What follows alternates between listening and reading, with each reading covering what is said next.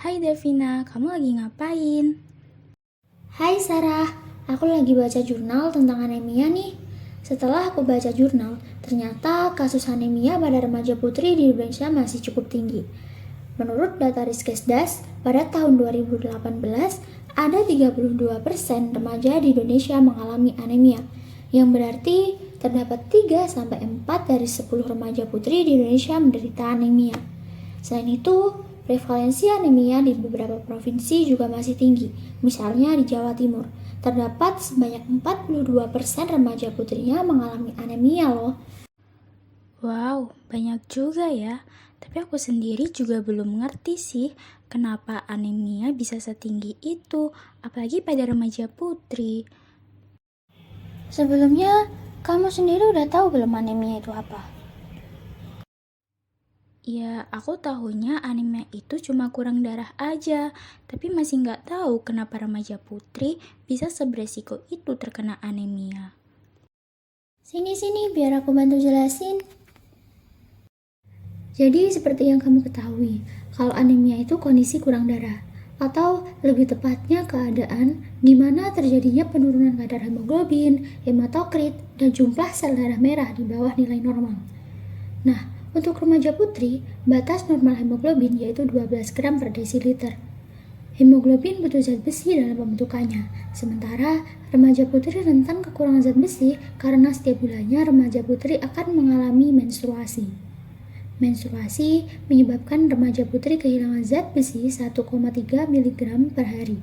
Sehingga apabila tidak diikuti dengan konsumsi makan yang mengandung zat besi yang cukup, maka akan terjadi kehilangan zat besi dalam darah. Zat besi yang hilang akan menyebabkan penurunan kadar hemoglobin dalam tubuh sehingga menyebabkan anemia. Jadi itulah mengapa remaja putri rentan mengalami anemia. Oh, begitu.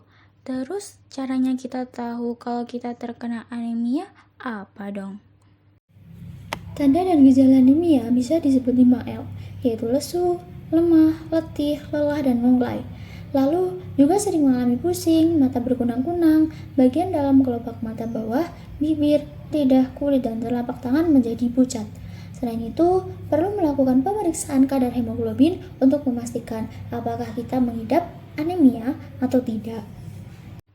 Memangnya dampak yang terjadi kalau anemia dibiarkan terus-menerus itu apa?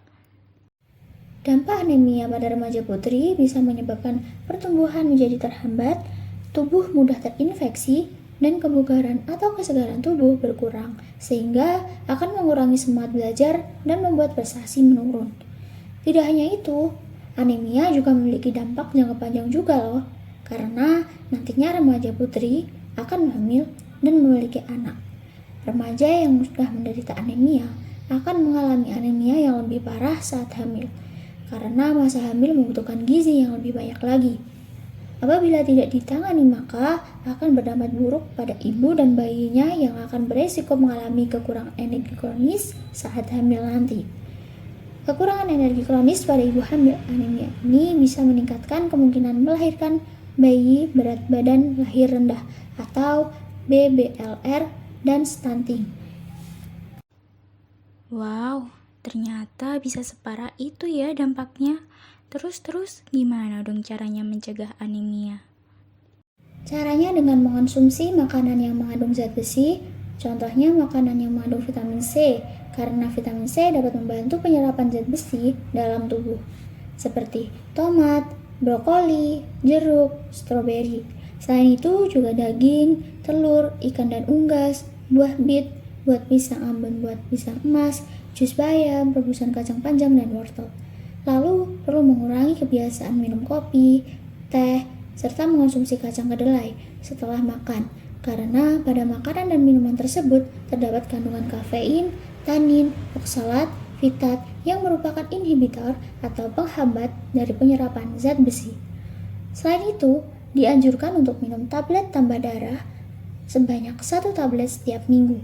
Nah, kamu sendiri sudah rutin mengonsumsi tablet tambah darah selama menstruasi belum? Aku pernah dapet sih, tapi cuma sekali saja aku konsumsinya, hehehe. Nah, itulah karena kesadaran kita sebagai remaja putri dalam upaya pencegahan anemia melalui konsumsi tablet tambah darah juga masih rendah, maka kasus anemia di Indonesia masih cukup tinggi. Sebanyak 8,3 juta dari 12,1 juta teman-teman remaja putri tidak mengonsumsi tablet tambah darah yang membuat mereka berisiko anemia. Padahal, seorang remaja putri harus meminum 52 tablet tambah darah selama setahun atau sekali seminggu per tablet tambah darah secara berkesinambungan.